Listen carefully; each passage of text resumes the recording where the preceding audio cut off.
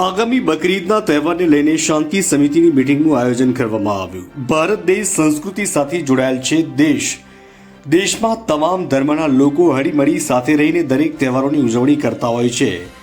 ભાઈચારા અને કોમી એકતા સાથે આગામી બકરી ઈદનો તહેવાર શાંતિથી ઉજવાય તે માટે ઠાસરા પોલીસ સ્ટેશનમાં શાંતિ સમિતિની મીટિંગનું આયોજન કરાયું હતું. જેમાં ઠાસરા પોલીસ સ્ટેશનમાં ઠાસરા શહેરના પીએસઆઈ રાવલ સાહેબના માર્ગદર્શનમાં ગોઠવવામાં આવી, જેમાં ઠાસરા શહેરના મુસ્લિમ આગેવાનો હાજર રહ્યા. જેમાં ઠાસરા મુસ્લિમ સમાજના આગેવાન મલેક મુસ્તુફા મિયા, મલેક અજીમ મિયા, ઠાસરા નગરપાલિકાના કાઉન્સિલર મોહમ્મદ અબરાર, સાબિર અલી, નિયાઝ અલી, કાઉન્સિલર અશફાકભાઈ વગેરે મુસ્લિમ આગેવાનો હાજર રહ્યા. તેમજ આજુબાજુના ગામડામાંથી પણ મુસ્લિમ આગેવાનો હાજર રહ્યા હતા.